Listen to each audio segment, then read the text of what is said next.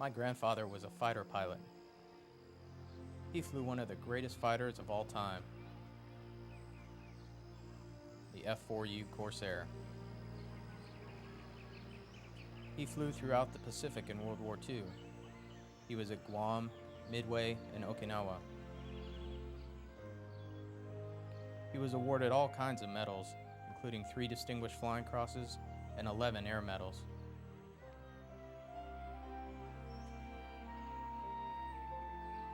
When I was a kid, I thought he must have won the war all by himself.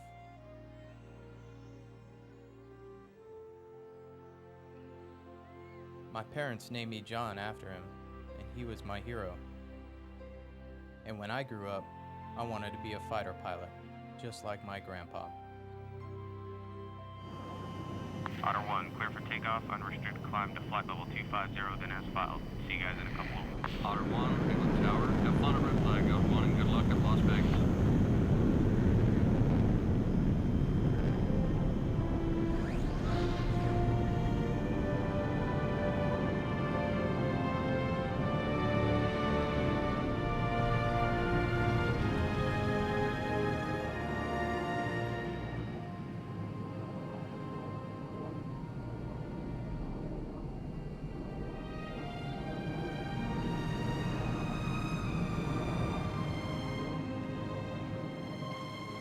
Otter 1, Miami Center. Contact Houston Center, 238.5. Otter 1, heads up traffic, 350, 6 miles, 22,000 feet eastbound.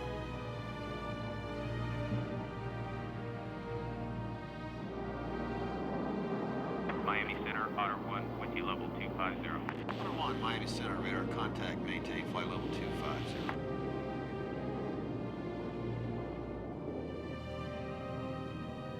As a young guy out of flight school, flying the most powerful fighter ever built, it's hard not to think of yourself as pretty cool, and I did.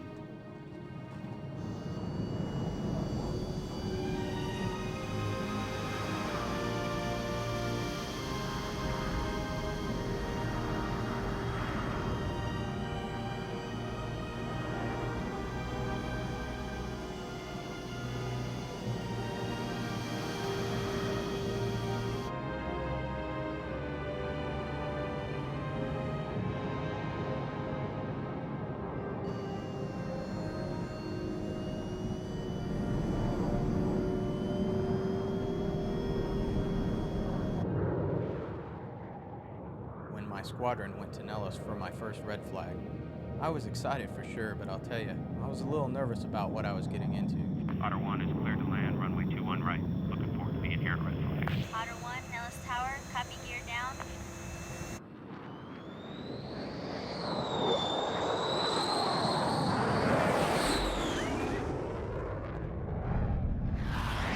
Nellis Tower, Nellis Tower, Chaco 1-1. Number 1 with the gear. Welcome to Vegas, boys. Chaco 3-1, base gear to stop right. Welcome to Nellis.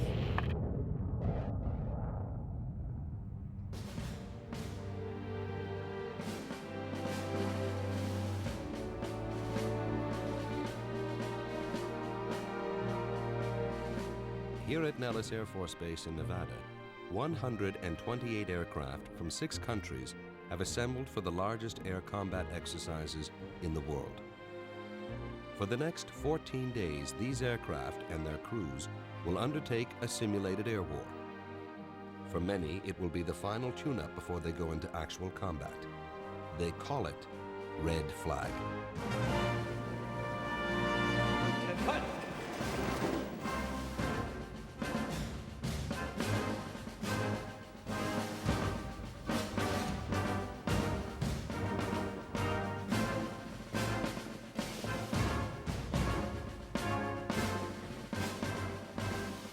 Take your seats. Ladies and gentlemen, good morning. To our American pilots and crews, and especially to our allied partners, I'd like to be the first to welcome you to Red Flag. Nations from around the world are gathered here today, including countries from Germany with their Tornadoes, Italy with their F-16. Here I was, surrounded by the best fighter pilots in the world. But I think that all of us young pilots felt like we had something to prove, that we deserved to be there, and I wasn't any different. The best aircraft In fact, together, you currently represent the second largest combat air force anywhere in the world. Ceiling's 15,000. 15, 20,000.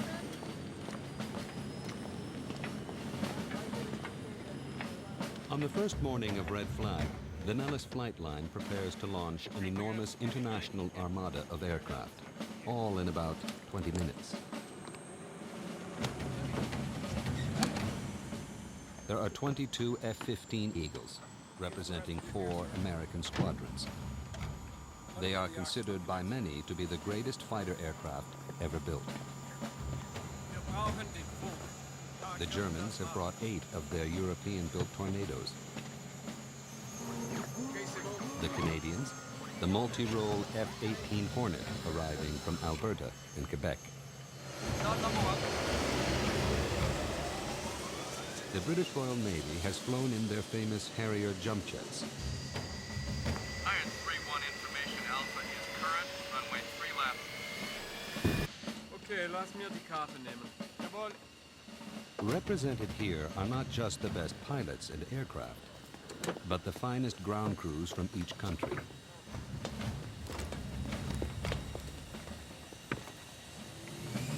How do you hear me?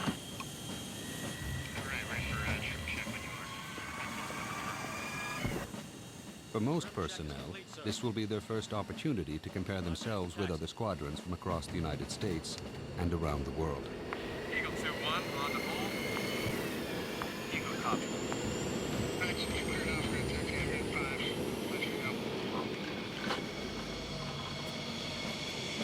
Sniper 1 confirmed.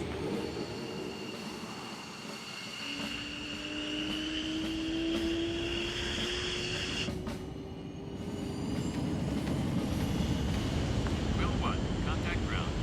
Roger, Quill 1. Nellis Tower, IMC 1, runway 3 left. Chaco 2-1, flex turnouts approved. Good luck on mission 1, Chaco 2-1.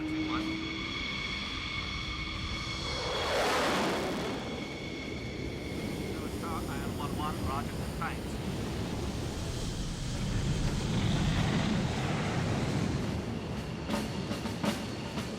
Sniper 1, clear takeoff. Let's make it happen, boys. Bandsaw Nellis Tower, you're cleared for takeoff.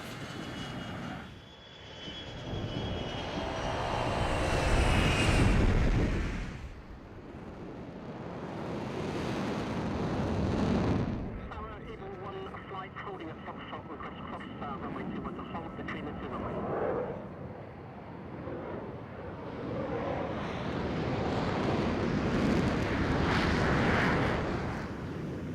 Chaco 2-1, Nellis Tower, unrestricted climb approved. Contact bandsaw at 3584. Tower, Chaco 2-1, copy.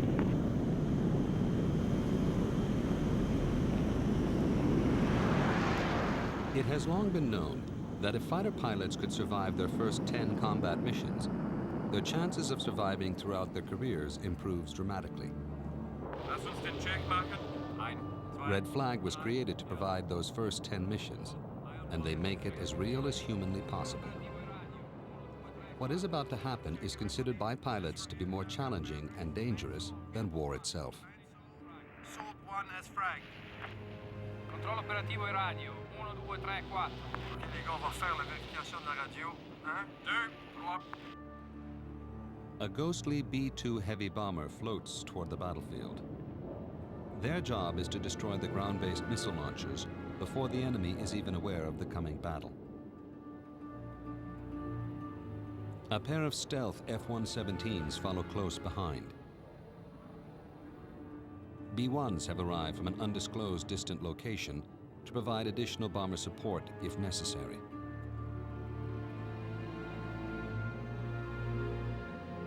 A U-2 begins its long climb to the edge of space, sending intelligence to the AWACS surveillance aircraft. 18,000 heavy, 4 contacts.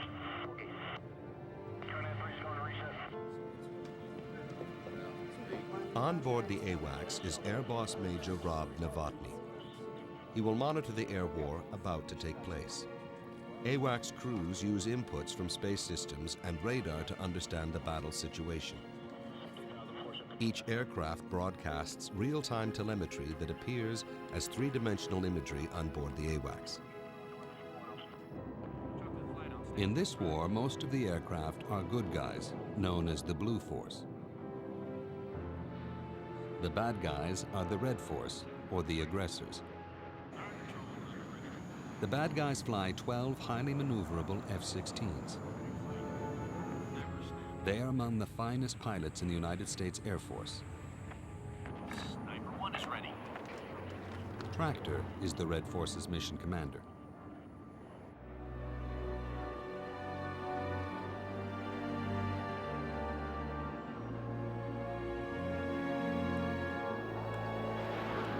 For most of the pilots, Red Flag is their first taste of an air battle on a massive scale. There is no other way to prepare air crews for the real thing in all its precision, complexity, and finally, chaos. Great, and Viper's checked in as well, correct? Yeah. Talk to me about the strike package here. What are you showing? It's got Viper Flight of 2 established in the north. Right. Eagle Flight established in the south. The green guys right there, are those the Canadians? Negative, we got Canadians are the orange guys up to the north. I thought the British were the orange guys and the green guys were the Canadians. Is that we had checked? Negative, British are green, Canadians are orange. Okay, you're...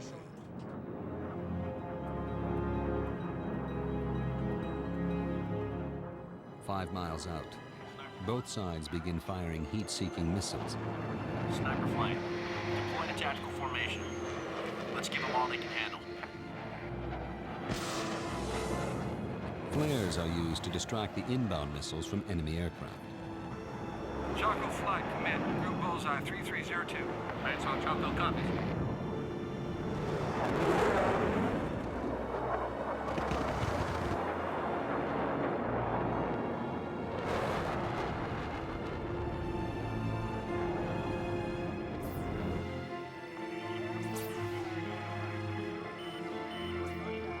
As planes are hit and declared killed, they turn white on the Naxos screen. The good guys then must disengage and return to base. The aggressors get to regenerate and return to the fight. Once the battle begins, the air boss and his team struggle to keep 128 aircraft from 6 countries from smashing into each other. See here, Viper flights northbound at 6,000. You need to get on the phone right now. Get Viper and Chaco moving. They're going to hit. $2 miles in closing. Using simulated machine guns, a classic dogfight ensues. Chaco man's on threat 360 12. 10,000.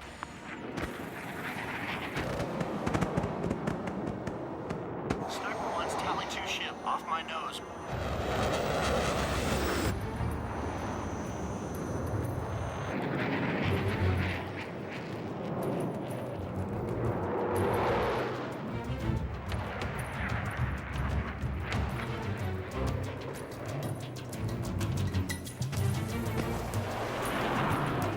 Chaco 2 threat, you're 6, 3 miles.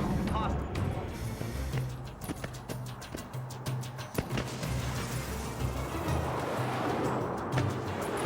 Sniper 1, they're giving me a good fight.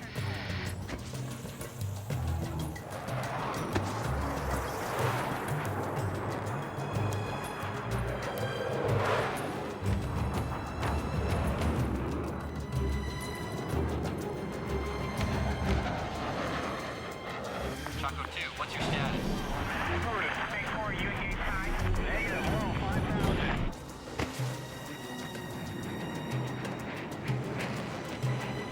Chaco 2 is defensive. Chaco 2 is Tally 1. Break left. Good try, but not good enough. Sniper 1, he's pretty good, but I'm moving in for the kill. Chaco 2 is eastbound defensive.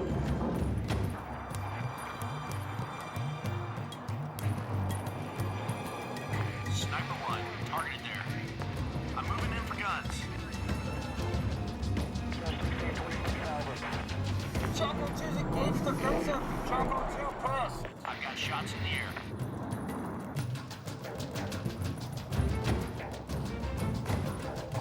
Chaco 2-1, keep the turn going. Back.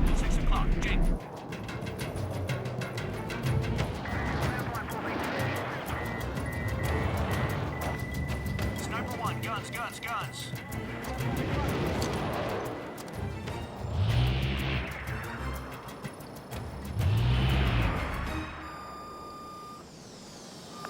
Showtime, copy kill. Yeah! Chocolate 2-1, showtime, you're dead. Red Flag is not a contest or a competition. There are no winners or losers. It is about training and saving lives. I was killed on my first mission at Red Flag. I was mad, and I had a long, lonely flight back to base to think about it.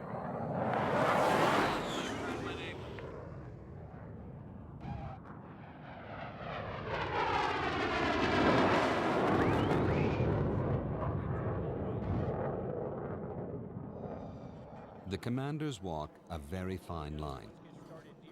In order to save lives in real combat, they are forced to take very real risks in training. They are pushing the limits in a controlled environment. However, what I want to do is not talk about the ingress routes.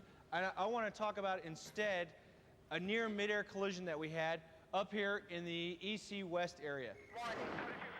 Chaco 1 flight, you briefed us earlier today that you were going to maintain your route unless you deviated up here to the north. Nobody knew about it because you failed to communicate your change in flight path. As a result of that, 8 people nearly lost their lives today at Red Flag. Don't let it happen again. The range restrictions for today's sortie remain unchanged. EC East West, the 70 series ranges, you're cleared supersonic down. My fears of screwing up single-handedly were largely unfounded.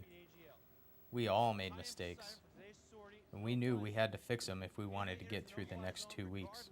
Of its intentional or unintentional. In modern warfare, these pilots will have the most to fear from the ground below. Surface-to-air missiles, fired from every conceivable platform, have proliferated by the millions worldwide. Here we have the SA-13, and this radar is the snapshot radar. Next to, on the other side, we have They call it the Threat Center. Equipped entirely with enemy weapons, it is based on the same principle used in science museums. If visitors can get their hands on the exhibits, it's a more effective learning experience. You have one that does the driving, you have a second one up at the top that operates a 90mm gun. Pilots call it the petting zoo. Some guys got a big kick out of it and would go back and play around again and again. But I didn't see much value in it, at least at the time. It has a vertical range of 49,000 feet and a horizontal range of about 69,000 feet. It fires 15 rounds per minute, each round weighing about 30. I don't think we appreciated the efforts of the intelligence people as much as we should have. It's not until much later, when the missiles start flying around your ears, and you think, I should have listened a little more when they were talking about this stuff. Well, it's cannon. Now you have the gunner sitting in the front and the pilot behind him. The gunner is responsible for all the weapons. The only weapon that the pilot can control is the front gun.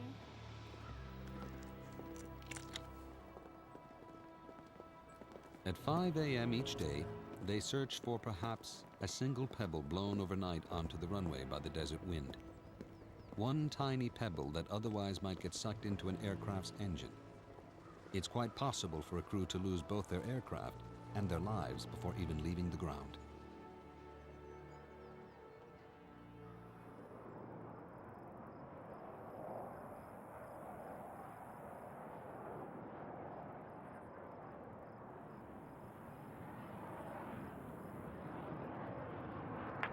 Chaco flight in from the south, low, searching.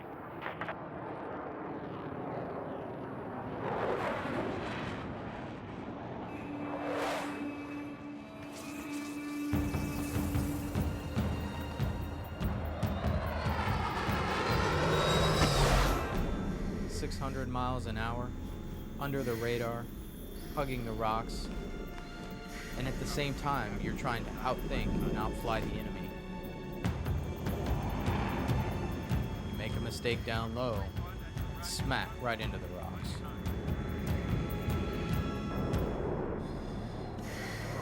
It's what fighter pilots live for.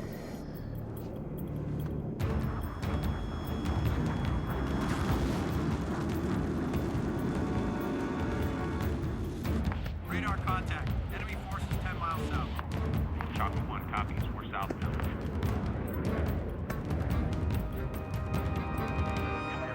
got Eagle 1 and 2 involved in this low altitude fight, is that right? Yes, sir, those are ours. Are they getting some help from the north? Yes, sir, seems like they're coming in from the north. Okay, we need to make sure you get that information in there quick. Right away, sir. Looks like he needs some help.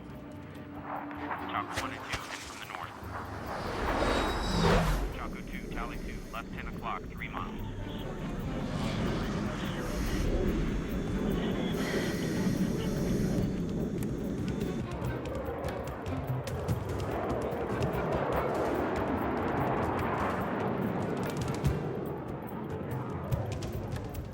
Here, a squadron of F-15 search enemy territory for potential targets. Tractor and his aggressors have an edge in these games. This is their playground. They have chased visiting pilots through these canyons for years. They make a formidable enemy. Sniper flag. Most kills wins. Let's go.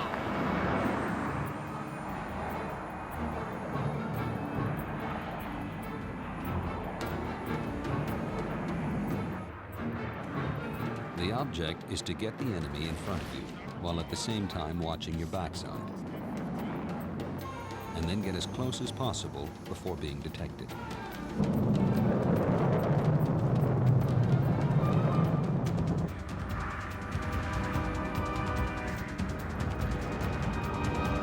Possible mix. Chaco 1's engaged, I'm taking it low.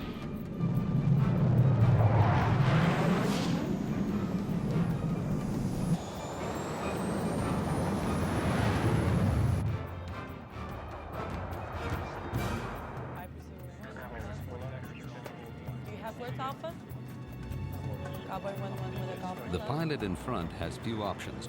He must lose ground quickly in order to get behind the aggressor. In the blink of an eye, the hunter becomes the hunted.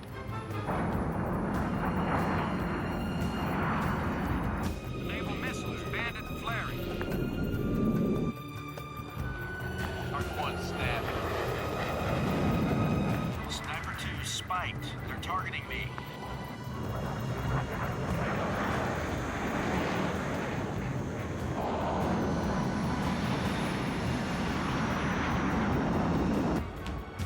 Sniper 1, I have an Eagle at my 6 o'clock, closing.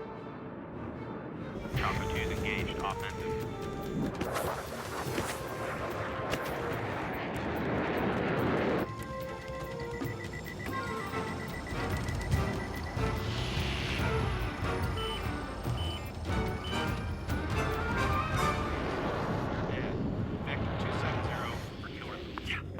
Chaco, nice move.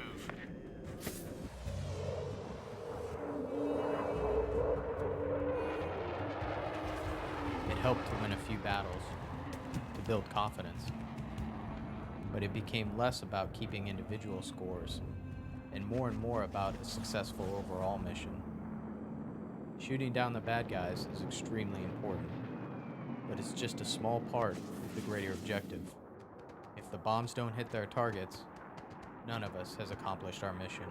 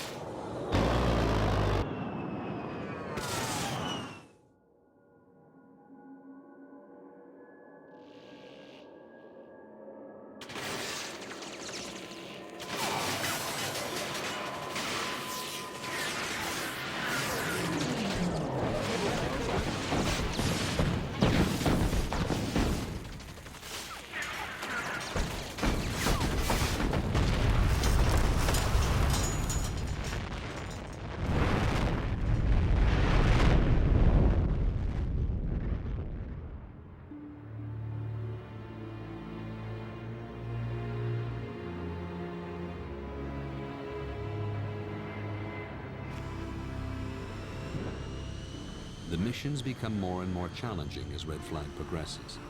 Combat periods are extended in length and intensity, and exhausted pilots are often required to refuel their aircraft simply to make it back to base. Believe it or not, sometimes the toughest part of the mission is just getting there and back. Refueling is one of the most challenging skills to master, It can be a serious situation if you can't take on fuel. In real combat, if you run out of gas and have to eject, you risk being captured.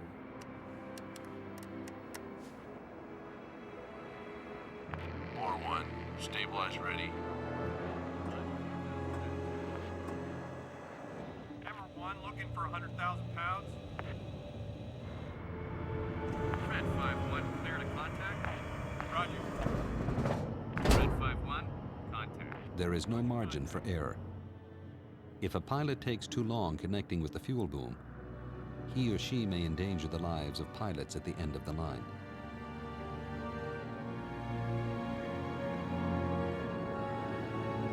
Sniper 2, winds 270 at 6. Clear to land. Gear down, field in sight.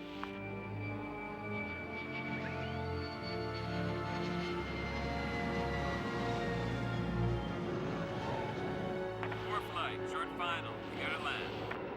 4-2, gear down. Choco 2, Nellis Tower, state the nature of emergency. Choco 2 has left engine malfunction. Choco 2, Nellis Tower, emergency crews are responding.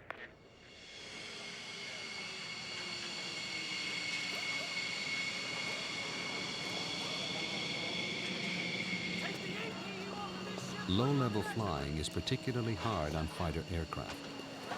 Engines suck in dust and even birds. Because squadrons are visiting from around the world, there are rarely spare aircraft in case of mechanical problems. Ground crews are put under intense pressure to keep their aircraft flying. Mechanics are well aware that a small error in the assembly of the engine could result in a fatal explosion, either on the test bed or in the air. Alrighty, going up to max. Go ahead, keep an eye on it.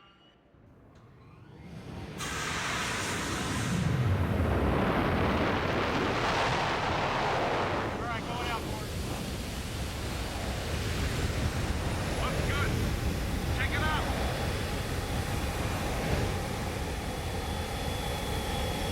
All right, you're back. We got back.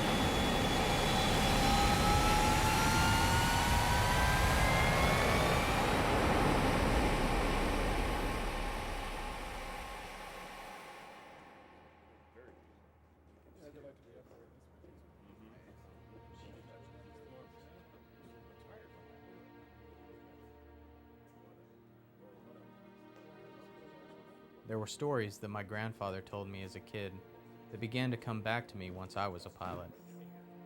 The machine gun that jammed. The gas tank sitting in your lap waiting to blow up. The parachutes they didn't always have time to put on.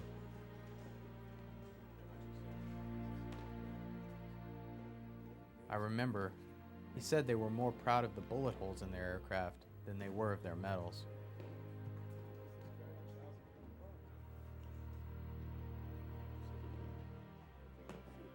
They all wanted to shoot down the enemy. But I think my grandfather changed his views as he got older. Look at this. He admired the young enemy pilots and their incredible bravery. I remember he spoke of them with respect.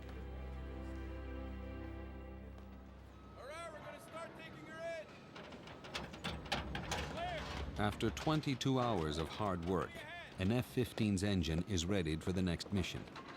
At Red Flag, they seek to exceed the intensity of a combat environment, not just for the pilots, but for the mechanics and ground crews as well.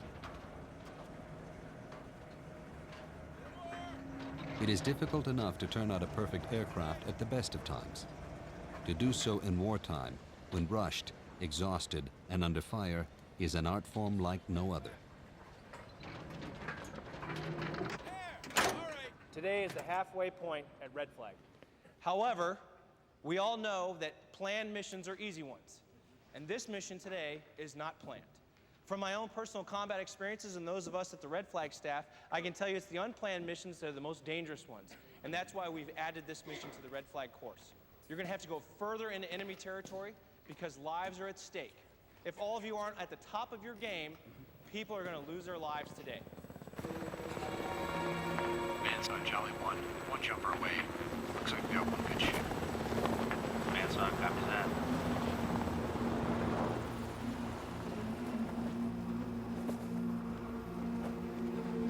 Ladies and gentlemen, I've just been told that we've lost an aircraft and we have a pilot on the ground. We know his general location, however, he's on the move. And the reason he's on the move is right here. The enemy is doing everything they can to capture him.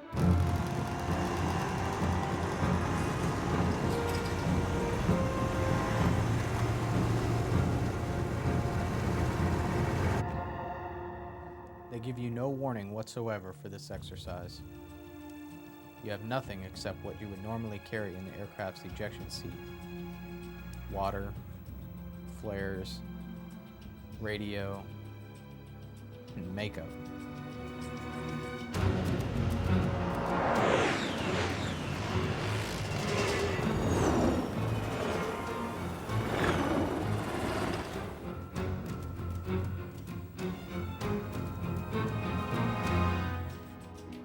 In this exercise, the commander can communicate via satellite with a downed pilot, but the pilot on the ground must remain silent in order not to give away his position.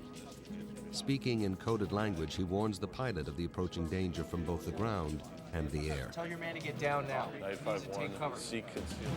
951, enemy helo south of your position. Hole up now.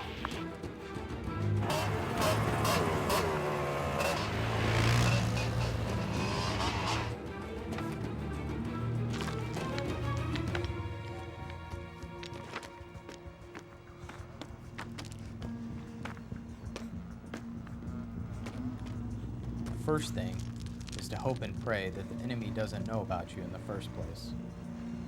Timing is everything, because when you use the radio or flares, both sides are coming.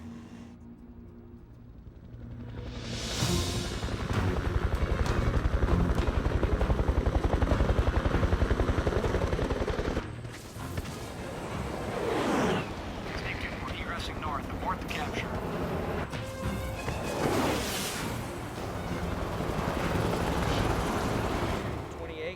West 115, 06, 19, 67 vehicles running. With enemy choppers moving in to pick up the downed pilot, the air boss calls in slow-flying A-10s to eliminate the helicopters. Port flight, threat 270, 7 enemy helos, low altitude. Engage.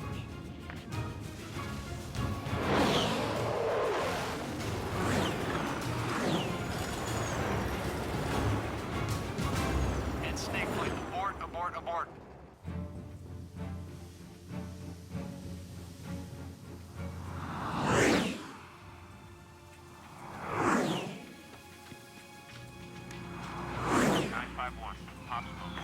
Landing zone is clear.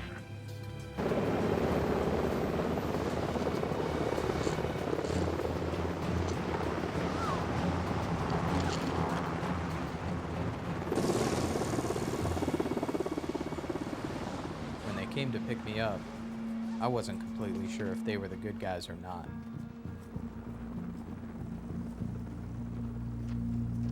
To the search and rescue team, the man on the ground might not be a friendly at all. He could be wearing a stolen uniform and have a bomb strapped to his body.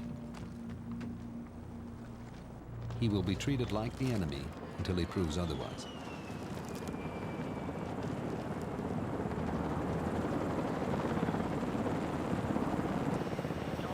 I really thought the search and rescue was going to be silly.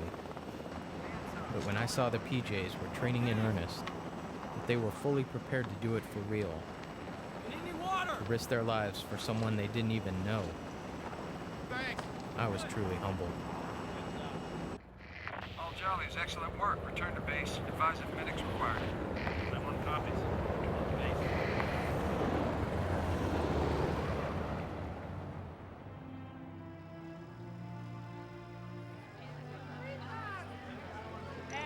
Throughout Red Flag, I began to appreciate the idea that I was part of a team, that everyone's role was just as important as mine.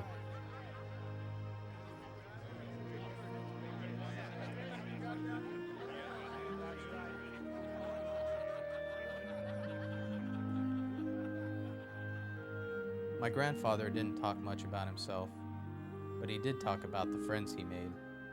Ground crews, mechanics, other pilots.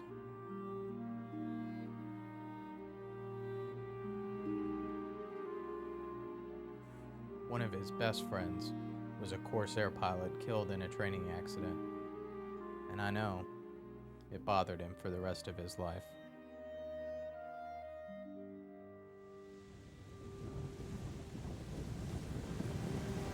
Throughout the history of air combat, countless air crews have successfully brought their battle-damaged aircraft home only to die on the runway a few feet and a few moments from rescue.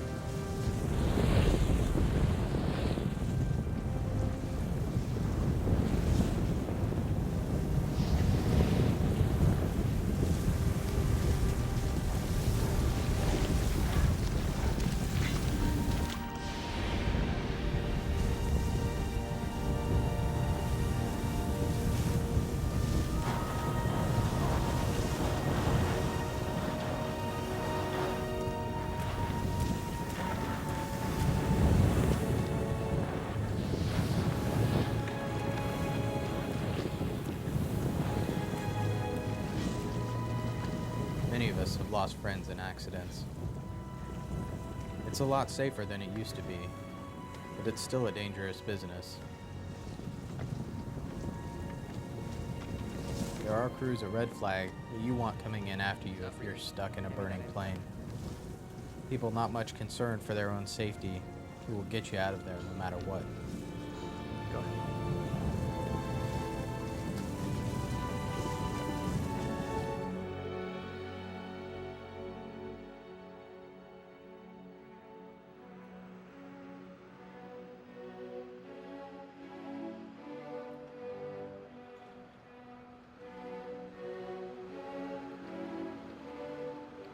Approaching the final missions of a Red Flag, the dummy weapons are traded for the real thing.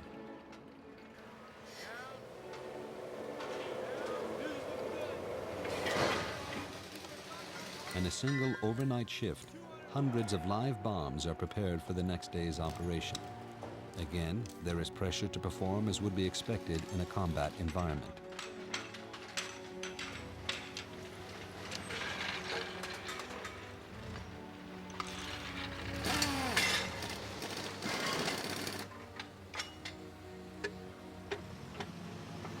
They work quickly, but with great care. A slight error in a critical setting could destroy an aircraft and its crew.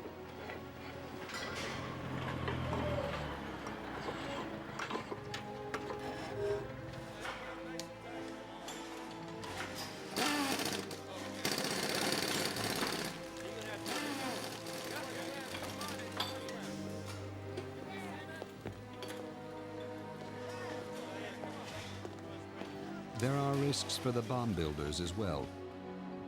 They work deep in the bottom of a canyon miles from the base in the event that something does go wrong.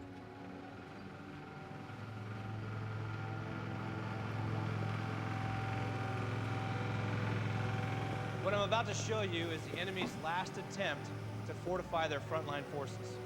We've learned that they're bringing everything forward that they can. Surface-to-surface rockets, tanks, and anti-aircraft guns. Everything we've done to this point has been for training. Today, we're going to do it for real. And we're going to give them everything that we've got.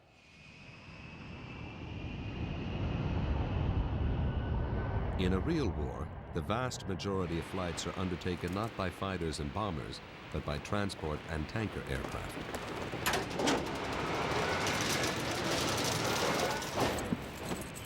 At Red Flag, a giant C-17 using GPS navigation practices precision dropping of humanitarian supplies.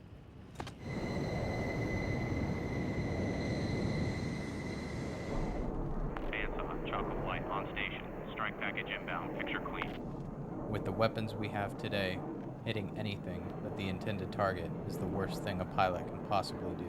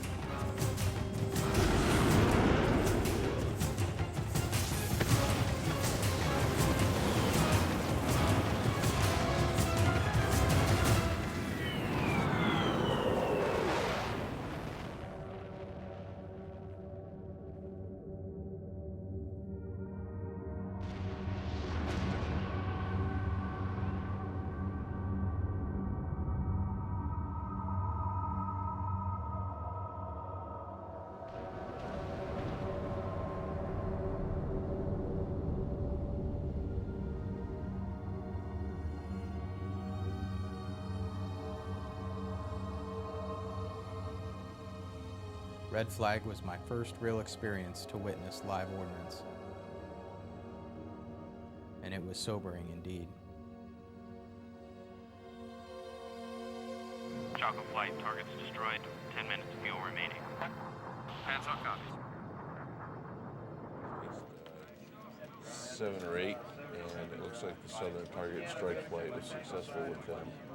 So Good we got striking everything. run from them. Looks like we got it all. We got it all. Yeah. Okay. Good work. And the eastern, western target, no problem there. Let's bring him home.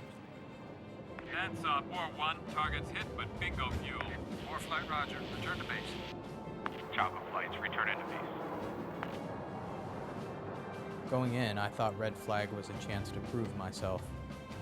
Then it became all about pulling off a good mission, and there was a lot of personal satisfaction in that. But now, thinking back, what I learned at Red Flag was not just about how good I was or wasn't. It was the sense of becoming part of something more important than myself. Becoming part of a community of people with so many skills, making personal sacrifices, looking out for each other and getting the job done.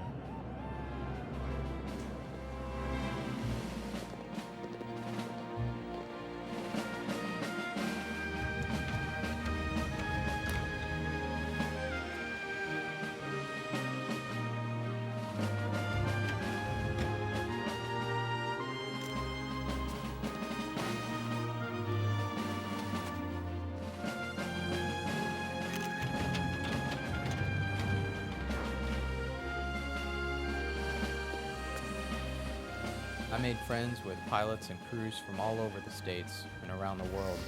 Brits, Canadians, Germans, Aussies.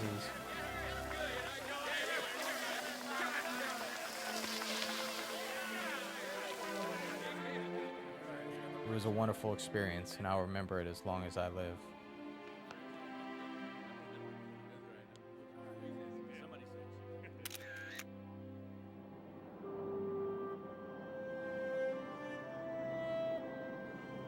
I've been lucky to have many great wingmen to watch over me, but there is one who's been with me the longest, and to me, he remains the greatest hero of them all.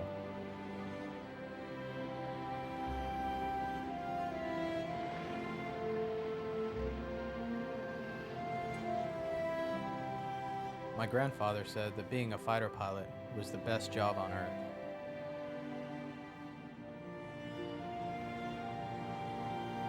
He also said that going to war was worse than anything I could possibly imagine.